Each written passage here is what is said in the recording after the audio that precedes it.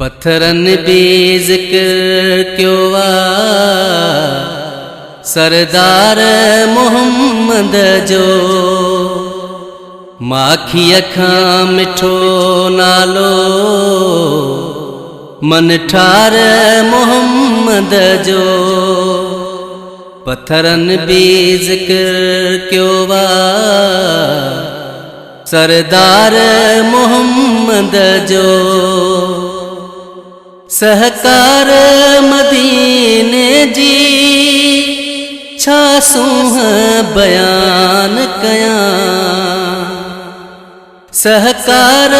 मदीने जी छा सूह बयान कया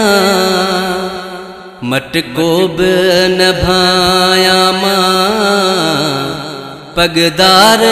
मोहम्मद जो माखी अखां मिठो नालो मन ठार मोहम्मद जो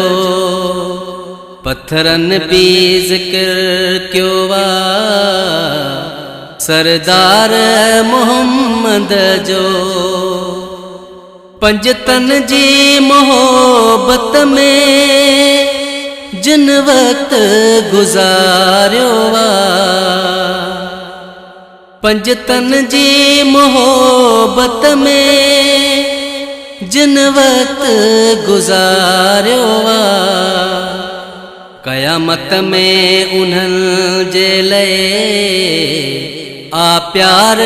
मोहम्मद जो पत्थरन भी जिक्र क्यों वा मन ठार मोहम्मद जो महबूब जुल्फन जो आतो खे कसम मौला महबूब जुल्फन जो आतो खे कसम मौला कर जल्द नसीब खणी दीदार मोहम्मद जो पत्थरन भी जिक्र क्यों वा सरदार मोहम्मद जो मुरसल जी मोहब्बत में ही नात लिखम राशिद मुरसल जी मोहब्बत में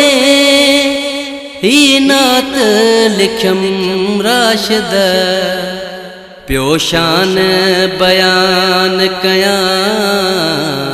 हर बार मोहम्मद जो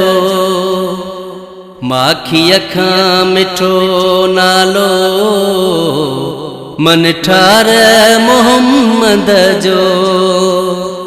पत्थरन भी जिक्र क्यों वा